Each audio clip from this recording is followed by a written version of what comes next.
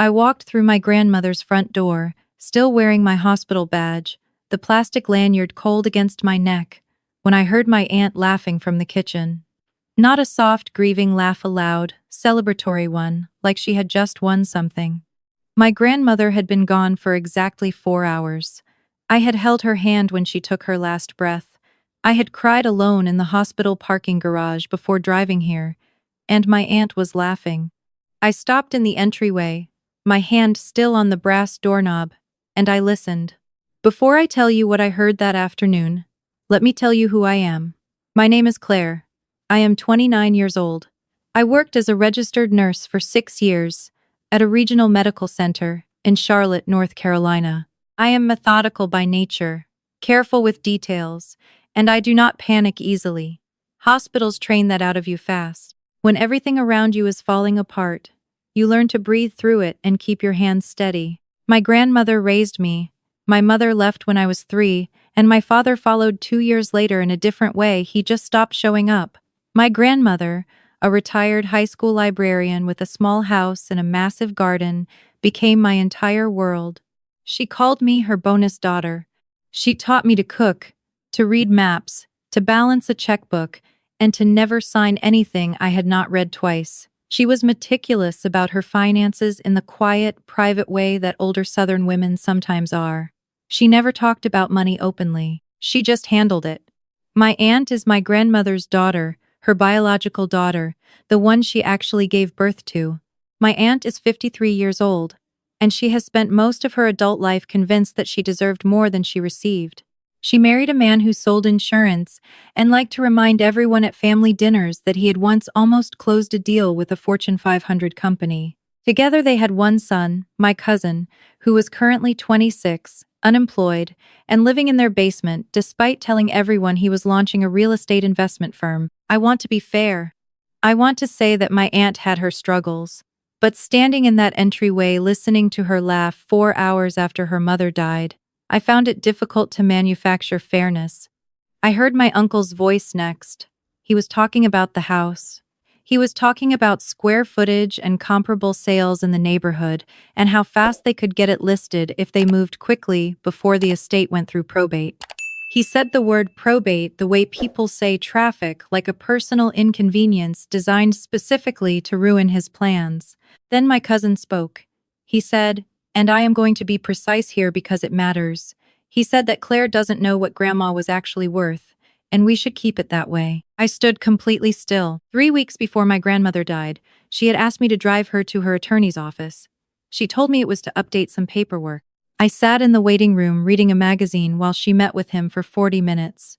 When she came out, she squeezed my hand in the parking lot and said, "You are going to be okay, sweetheart." I made sure. I thought she meant emotionally. I thought she was talking about grief. I was wrong. The morning after she passed, her attorney called me directly. He explained that my grandmother had a life insurance policy she had been quietly paying into for 31 years. He explained that she had also made specific arrangements regarding the house and a separate investment account she had opened in the mid-90s. He told me the total value. He told me I was the sole beneficiary of all of it. The number was $4,300,000. I sat in my parked car outside the hospital after that phone call, and I did not move for 20 minutes. I thought about her garden. I thought about how she clipped coupons every Sunday morning. I thought about how she drove a 12-year-old sedan and bought her shoes at the same department store for 30 years. She had been quietly, patiently building something enormous in complete silence, and she had left every single dollar of it to me. She had not left a cent to her biological daughter. I did not know whether my aunt knew about the full amount, but based on what I was hearing from the entryway, she definitely knew something, and what she thought she knew was wrong. I took a slow, steady breath. I loosened my grip on the doorknob. I pressed my back flat against the wall of the entryway, and I kept listening. My uncle was saying that the house alone was worth close to $400,000 in the current market. He said that as the next of kin, and he used that phrase very deliberately, next of kin, as if I did not exist. My aunt had certain legal standing regarding the estate. He said he had already spoken to a lawyer of their own. He said the lawyer believed that if my grandmother had shown signs of cognitive decline in her final months, certain documents could be challenged. My grandmother had been the sharpest person in every room she entered until the very last week of her life. My cousin chimed in again. He said that I had manipulated my grandmother for years by being around more than everyone else. He used the term undue influence. He had clearly been coached on this language. He said that a 29-year-old nurse convincing an elderly woman to cut out her own daughter was not going to look good to a judge. I understood then. They were not planning to grieve. They were planning to contest the will. I could have walked in right then. I could have told them I had already spoken to the attorney. I could have told them that my grandmother had been assessed by 2 independent physicians in the past year, and both had documented sharp cognition. I could have said all of it, but my grandmother always told me, never show your cards before the hand is finished. I smoothed the front of my scrubs. I exhaled one more time, and then I pushed open the kitchen door and walked in, looking exactly like a woman who had just lost the most important person in her life because I had. My aunt rushed toward me immediately, arms wide, performance fully engaged. She pulled me into a hug that lasted about 2 seconds too long, the kind of hug that communicates possession rather than comfort. She said she was so sorry. She said she could not believe she was gone. She smelled like the red wine I could see open on the counter, a bottle my grandmother had kept for guests.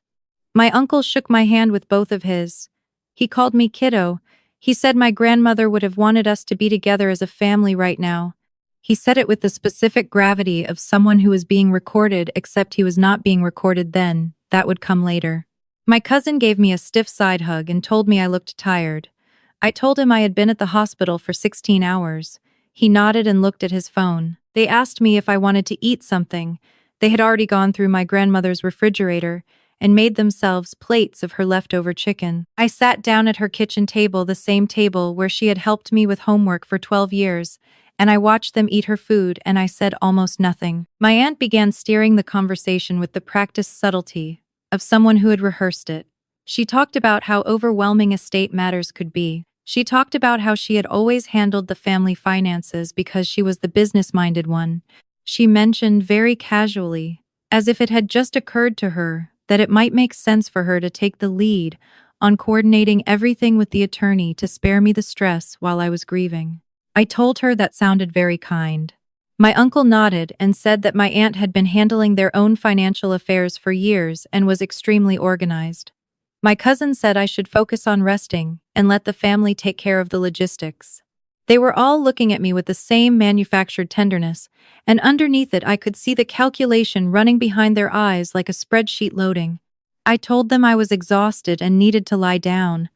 I went to my grandmother's spare bedroom, my bedroom, the room I had slept in my entire childhood, and I closed the door. I did not lie down. I called the attorney back. I told him what I had overheard. I told him about the word probate and the phrase undue influence, and the lawyer they had already contacted.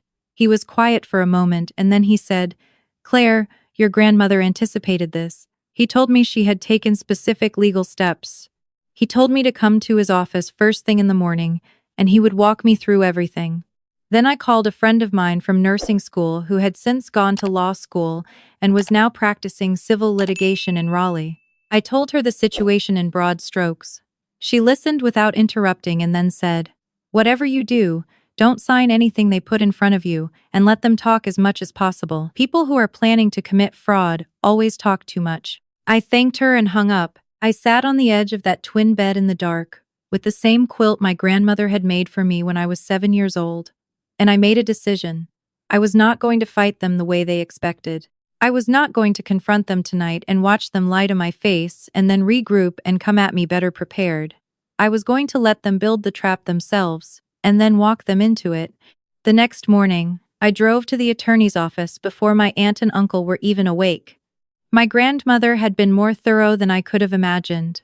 The attorney showed me the full documentation, 31 years of life insurance premiums quietly paid every month, an investment account she had opened after selling a piece of land her own parents had left her, which she had never mentioned to anyone, the house, paid off entirely 22 years ago, and a separate letter, handwritten by my grandmother, notarized and filed with the court, stating clearly and in her own language that she was of sound mind and full legal capacity, that she had made these decisions independently and without pressure, and that she had deliberately chosen not to include her daughter because of specific financial mismanagement she had personally witnessed over the years and chosen not to discuss publicly. She had also, 3 weeks ago, at that appointment I drove her to, submitted to a voluntary cognitive assessment administered by the attorney's office. She had scored in the top percentile for her age group, every answer documented, every response on file,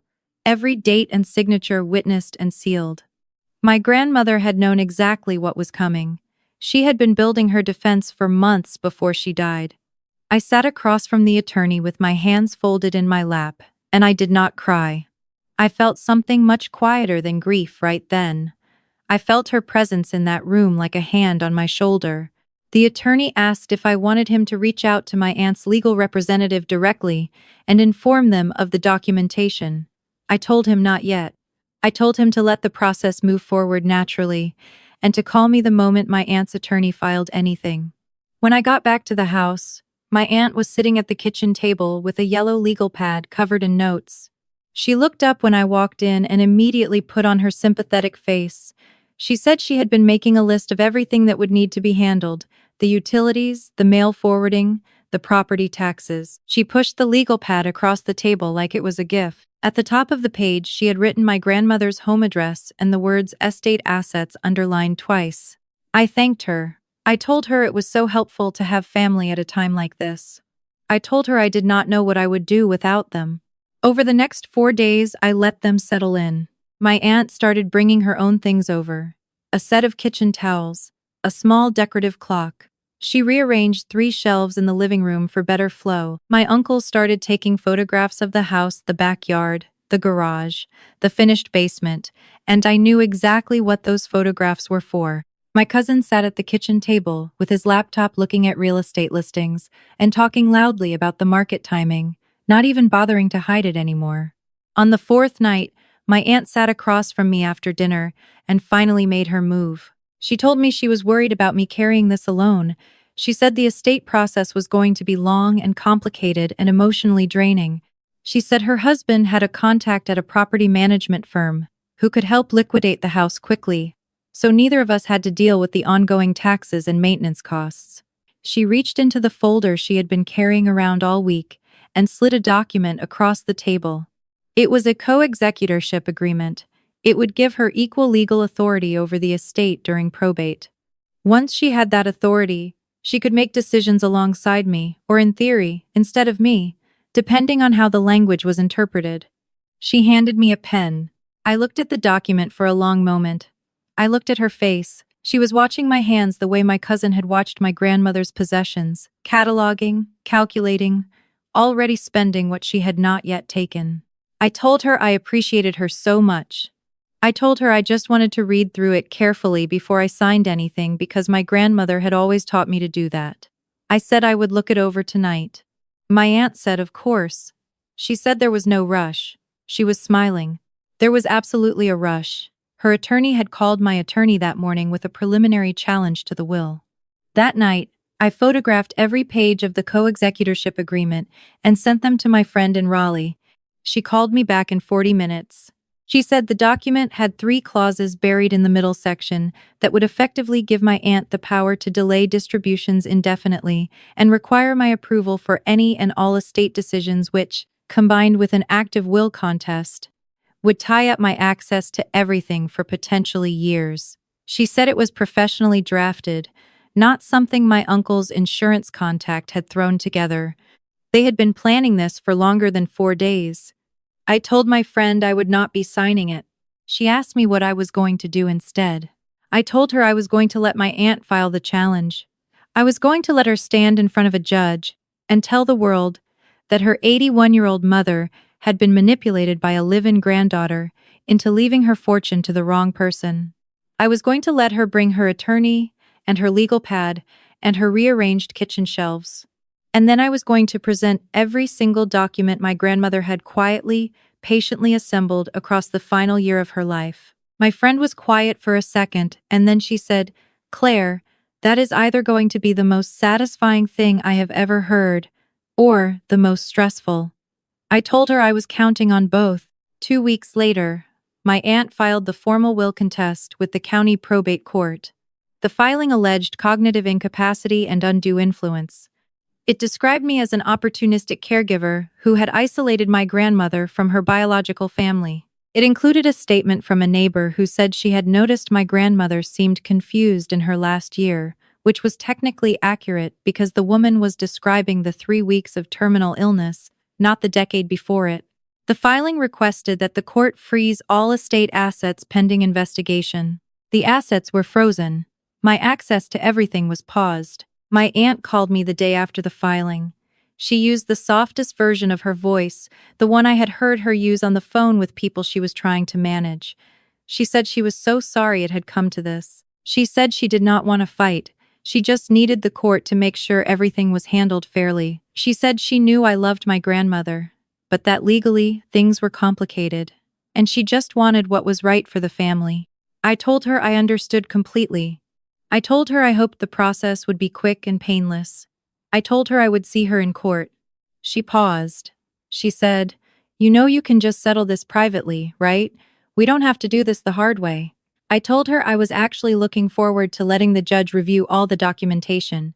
There was a longer pause. Then she said we should talk more about it and hung up. The hearing was scheduled for a Tuesday morning in late November. I wore a dark green blazer and carried a single leather portfolio. I arrived 20 minutes early and sat in the hall outside the courtroom. My attorney sat beside me, reviewing his notes. He was calm and methodical, and he had the entire package my grandmother had assembled organized into tabbed sections behind professional dividers. My aunt arrived with her husband, her son, and their attorney, a man in an expensive suit, who shook hands with everyone in a 10-foot radius as if he were running for something. My cousin was wearing what I recognized as a new jacket, the tag still subtly visible at the collar where he had missed it. My aunt looked at me across the hallway and gave me a small, pitying smile. I did not look away. When we were called into the courtroom, the judge reviewed the initial filings and asked my aunt's attorney to present the basis for the challenge. He was smooth and practiced.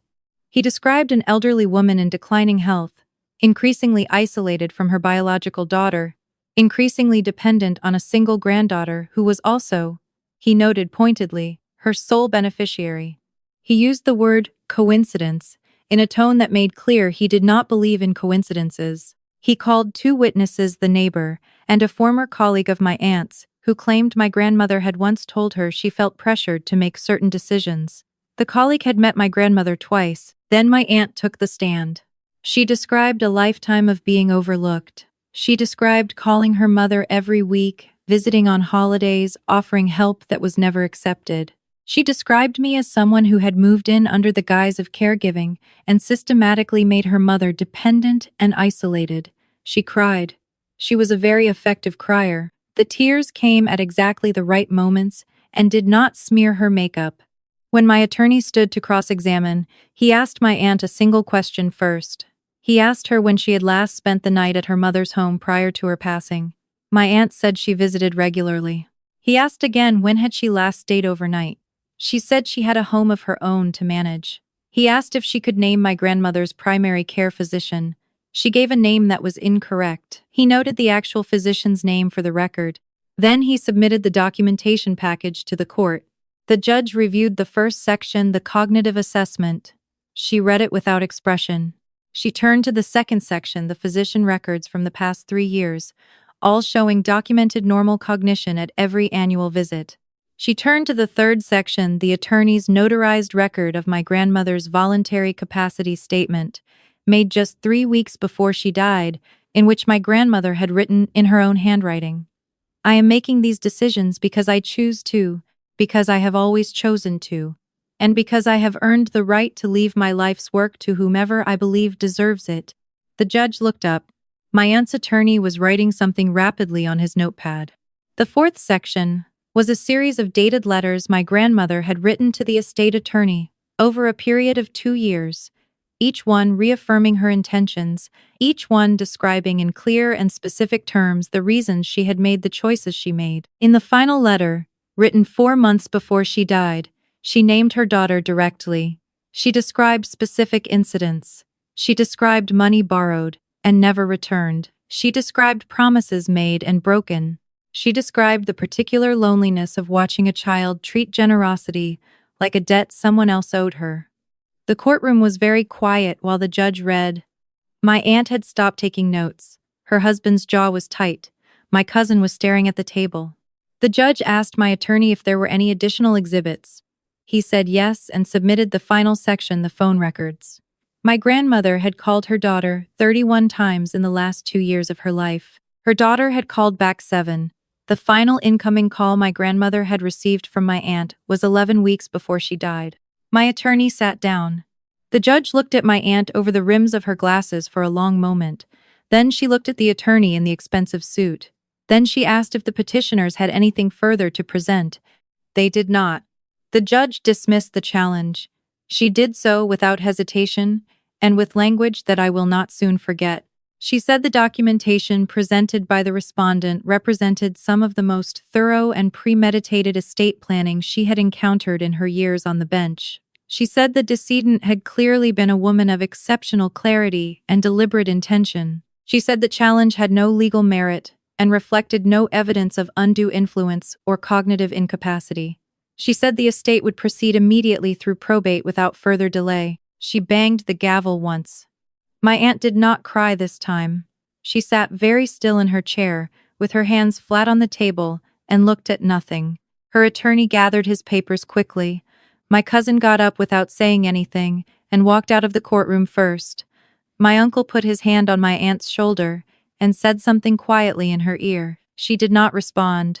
I stood up and straightened my blazer and picked up my portfolio. My aunt finally looked at me. There was something in her expression that I had not expected, not anger, not even the familiar superiority I had spent my whole life watching. It was something closer to recognition. Like she was seeing me for the first time as something other than the stand-in daughter, the placeholder, the girl her mother had chosen in her place. I did not have anything to say to her. I had said everything I needed to say by showing up with the truth already documented and organized, and in the hands of a judge. I walked out of the courtroom and down the marble hallway and through the heavy front doors of the courthouse into the cold November air. My attorney caught up with me on the front steps and shook my hand. He said my grandmother had been a remarkable woman. I told him I knew. The weeks after the hearing passed with a particular kind of quiet. My aunt did not call. My uncle did not call. My cousin did not call. The legal proceedings moved forward, and the estate was settled without further challenge. The frozen assets were released. The accounts were transferred. The house was officially mine. I did not sell the house. I moved in instead. I planted the garden the same way she had taught me, tomatoes on the south side, herbs along the fence, the tulip bulbs she had ordered in September, and never gotten to plant herself, pressed carefully into the cold November ground. I repainted the kitchen the same cream color it had always been. I put her books back on the shelves in the order she had kept them, alphabetical within each category, fiction and non-fiction, separated by a small clay pot I had made for her in the 3rd grade, and that she had kept on that shelf for 26 years. I transferred from my hospital to a smaller clinic 3 miles away. I started sleeping through the night again. 6 months after the hearing, I heard through a mutual relative that my aunt and uncle had sold their own house. Their finances, apparently, had been in worse shape than anyone had known publicly. The attorney fees from the failed challenge were a significant part of it. Without the estate windfall they had planned on, several things had fallen apart at once. They were renting an apartment on the other side of the county. My cousin had moved out of their basement and was, from what I understood, living with a friend. I did not feel triumphant when I heard this. I want to be honest about that. I felt sad in the way you feel sad about a fire that did not have to happen, not because you wanted the fire, but because you can see clearly how easily it could have been avoided if one person had made one different choice a very long time ago. My aunt could have called her mother back.